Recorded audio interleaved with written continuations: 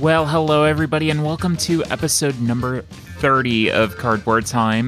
This is Arwen, and this is definitely a short episode today, but you got a really long one last time, so I think this is going to make up for it. I am still recovering from a epic Pax Unplugged 2021. It was a whirlwind of a weekend.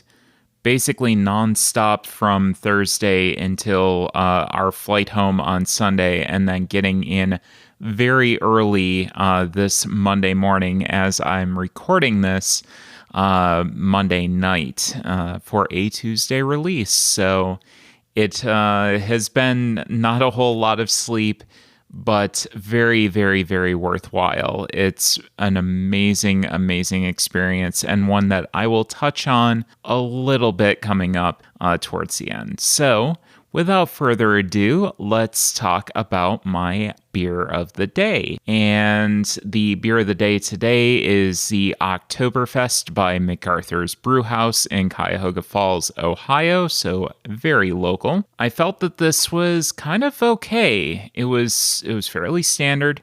No great shakes. For Oktoberfest, I do expect a little bit of a depth of flavor. I just felt like this one fell a bit flat. I would have liked a little bit more caramel. I would have liked a little bit more pronounced flavor.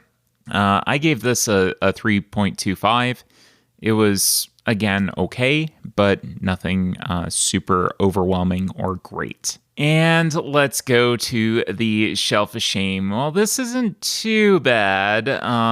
Definitely not what it was after Origins. My Shelf of Shame is up by 4 to 155. 9 new additions and 5 played games as well. Let's go down the list with new additions. We have Rolling Realms, Maglev Metro, Pocket Paragons, Set a Watch, Swords of the Coin, Luna Capital, Cape May, which was a promo copy from Thunderworks, and then 3 Button Shy games, Agropolis, Invino Morte, and Circle the Wagons. Now, I did get 5 games played, those being Rolling Realms, Maglev Metro, Pocket Paragons, Set a Watch, and Arena for the Gods, which has been on my Shelf of Shame since, I believe, Origins 2018. Picked up a copy there and just never got an opportunity to play it. So that one is going to definitely be discussed with Justin later. But going back to a couple of the new additions, I did want to discuss why I picked up certain things. Rolling Realms has just kind of been one of those games that I've kept my eye on, and I give Jamie Stegmaier a lot of credit for going through and taking this game that he developed during the pandemic, which I played one of the very first iterations of it. When he was going through and doing the streams during like lunch break hour, if I remember correctly. It was a long time ago. But it's really a cool product. He did a really great job, and it's really cool to see something that was so different from its original iteration. But taking all of those IPs and making a roll and write out of them was a pretty awesome idea, I thought. Maglev Metro is one that I have had my eye on for a while. Beautiful game that we're going to talk about in a minute, so I won't go too far in depth on this one. Pocket Paragons was kind of a surprise of the convention for me. They were at the Publisher Media Mixer that was on Thursday night, presented by Meeple Gamers, and had a great presence, great setup. I wasn't expecting a huge amount going into this.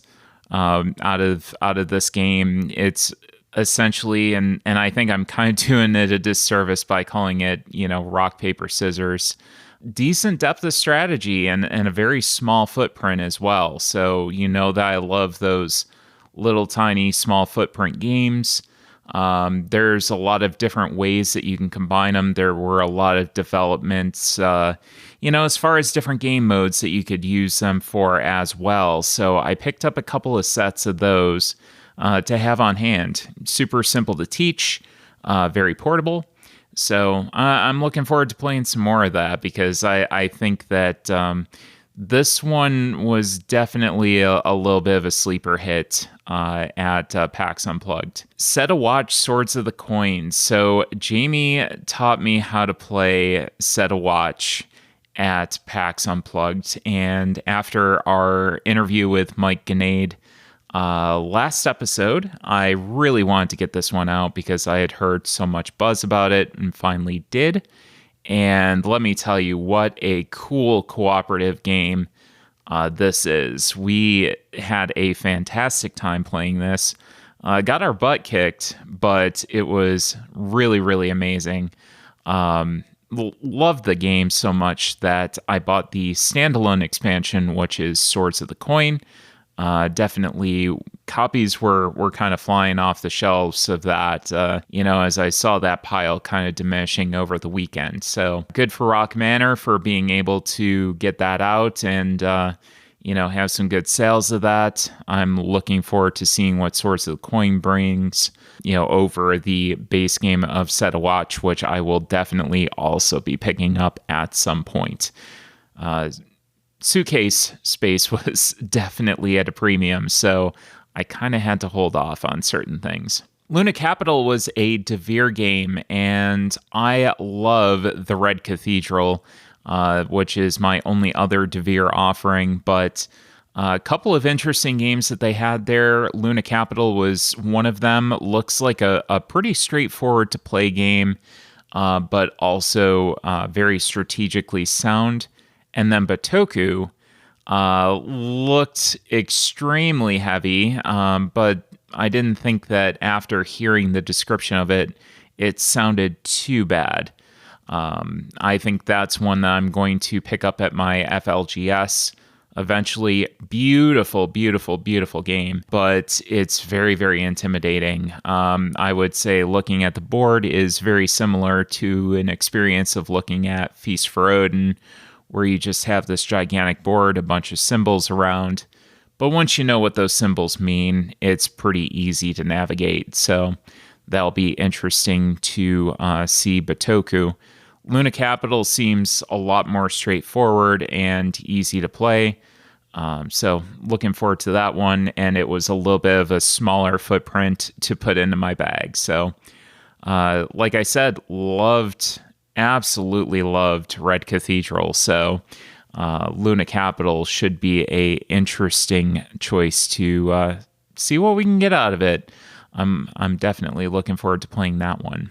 And speaking of games I'm looking forward to, Cape May. I am really, really looking forward to this one because of the aesthetic, because of my previous experiences with Thunderworks games between role player, cartographers, and lockup, 3 winners.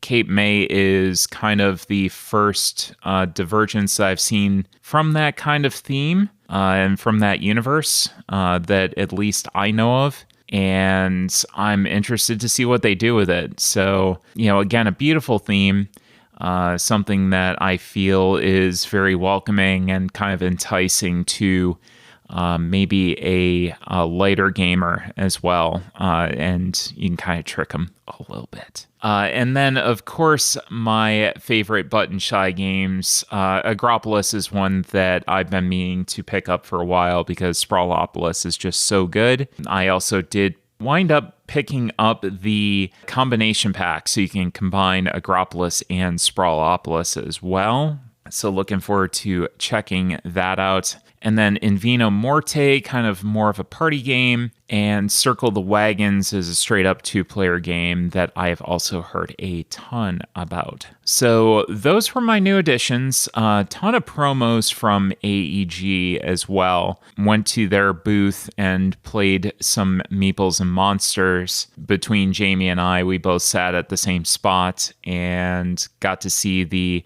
Kickstarter version, and beautiful components components, excellent gameplay. Couple other games that we played, one that I'm not quite gonna divulge right now. I did get some gameplay in. It's a very early prototype of a game that is a spiritual successor to a game series that I love. So I'm going to get a few more plays in it and clear my comments with the company before I divulge anything as well. So some cool content to look forward to coming out of PAX Unplugged. So that was kind of my haul. So let's talk about Maglev Metro. And Maglev Metro came out in 2021, played from 1 to 4 people in 60 to 90 minutes, designed by Ted Alspach. The artists are Alana Kelsey and Olin Tim, published by Bezier Games. In Maglev Metro, you utilize state-of-the-art magnetic levitation technology to build a metropolitan rail system, transporting workers and robots beneath the city. Replace aging Manhattan and Berlin subway systems with newer, faster, and quieter technology. Enhance your rail system's abilities so that your passengers arrive at their destinations first. Efficiency is your key to success in this pick up and deliver tile laying engine building game. Transparent tiles allow your route to overlap your opponent's tracks, winding you along from station to station. Robots efficiently upgrade and adjust your abilities, leveraging unique goals to maximize points. By the end of the game board has morphed into a modern subway map with brightly colored routes connecting stations all over the city. So yeah, I mean, the components on this game are absolutely stellar.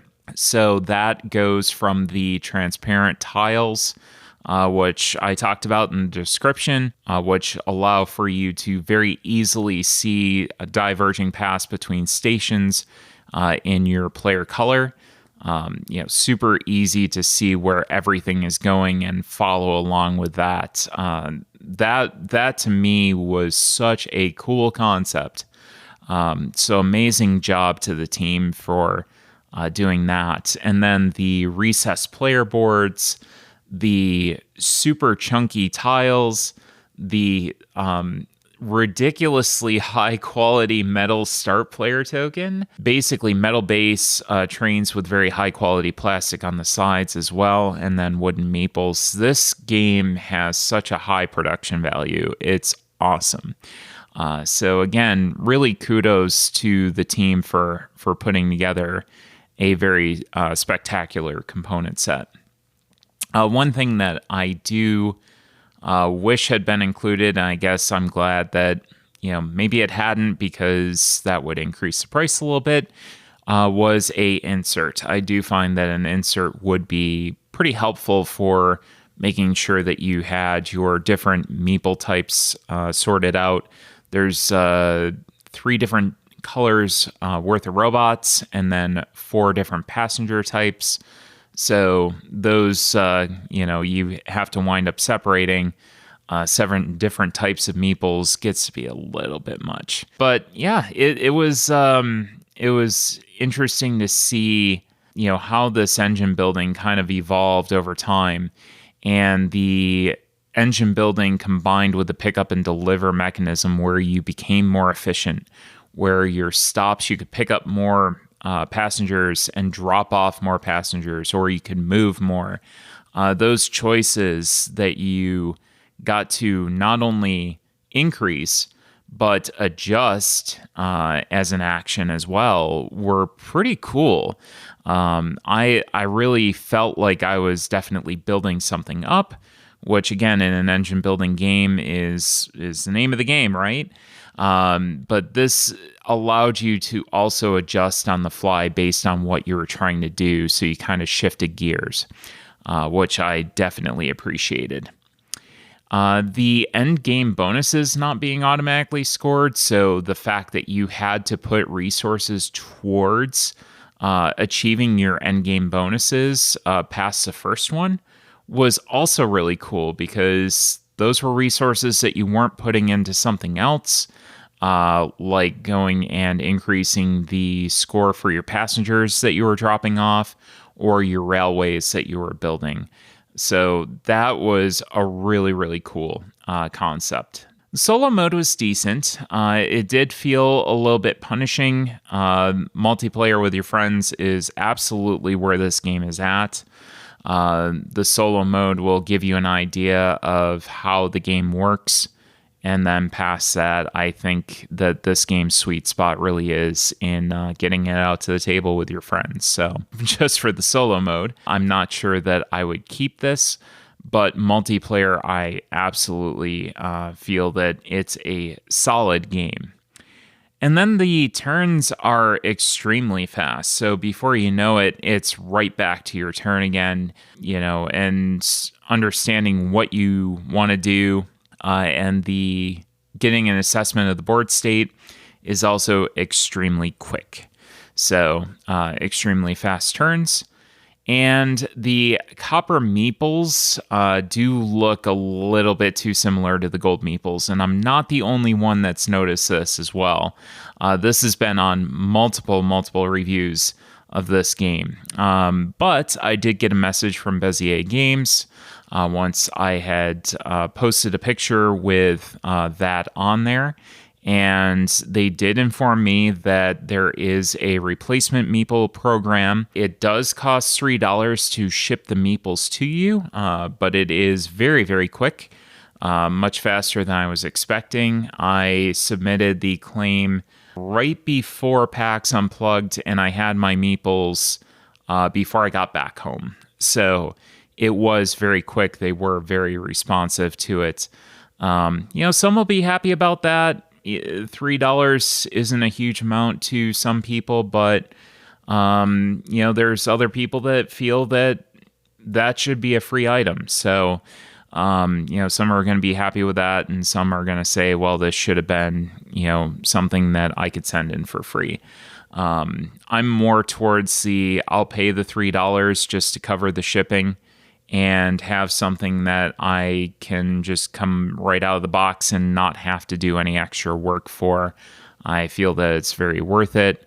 They are providing the meeples for free, which is also a very good thing, and $3 shipping does not seem too excessive to me. So I can provide the link in the description as well. In case you're listening to this, you have Maglev Metro and didn't know that is an option to you. So as far as my final judgment of this game goes, I do have a couple of unplayed pick up and deliver games that are awaiting judgment. And one of them is namely Wasteland Express Delivery Service.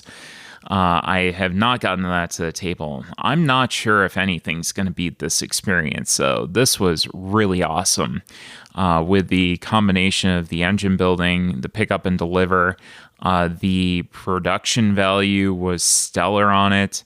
And just the overall aesthetic of it really clicked with me quite a bit. Top-notch components, very engaging gameplay led to a very replayable experience. So that is Maglev Metro. And then I do just want to talk quickly about my experience at PAX U, and this is something that we will discuss a little bit more in depth in future episodes, probably once Jamie actually recovers. She's had a very busy weekend as well, so I had to record this quick. But I did want to touch on a couple of things. So highlights from me from PAX Unplugged. It was my first time in Philadelphia since, I want to say 2011, so 10 years ago. And the city has definitely got some familiar elements to it. Felt, like I had been there before for sure.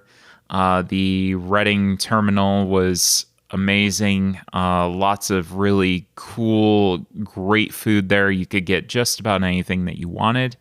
I probably had the best breakfast wrap that I have ever had in my entire life. That was at the Hattville Deli, I believe. And I've never had butter cake before, and Jamie insisted that I have some, and that was also incredibly delicious.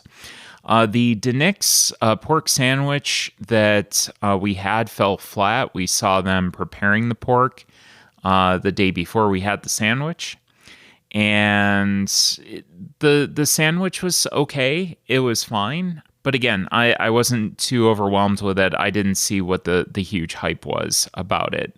But that market is amazing. It's got such good food in it. That's definitely one of the highlights for me of just about any convention is, okay, what food do you have? And, Philly did not disappoint in that aspect for sure. The Christmas village that was out was so quaint. It was very cute and a lot of little tiny shops. I think Jamie had kind of equated it to a Gilmore Girls kind of feel, where you had a lot of shops and cozy, let's curl up with some hot cocoa and go shopping and listen to some music with some lights, and very, very cute. I really love seeing that. That was kind of a surprise to me. And then with any convention, the people are always a highlight, and seeing a huge diversity of people, not only from the LGBTQ community, but also BIPOC, neurodiversity. There was just so many different people there that we got to engage with, and it was awesome. I think that's one of the biggest things that makes the board gaming hobby really interesting, is the fact that for the most part, it is a very, very diverse group, and seeing it expand to be a little bit more inclusive, has been great. So, and then certain people, the chip theory folks made us all feel like family. We've become friends with a lot of them, and we've hung out with them at night a lot. And again, they just kind of feel like family to us at this point, and we just love hanging out, playing games with them. They are awesome, awesome people. Some of the friendliest people that you'll meet in this hobby. So we wanted to thank them, for all the love and for inviting us to game with them. And then Our Family Plays Games. I've been watching them for a few months now, and they are just as awesome in person as they are on their show. They are so inviting. They're so nice, so warm. And you can tell that they really, really love this community. So they are so cool. It was such a pleasure to be able to meet them as well. And then it was great seeing old friends from the industry. So, people that we had met from Origins and gotten to know, talking to Rachel and Jordan from XYZ, Mike and Aid and Sam from Rock Manor. They were awesome. It was great to see them doing well. Tim from Thunderworks, Ray from CGE, and Breeze from Zephyr Workshop.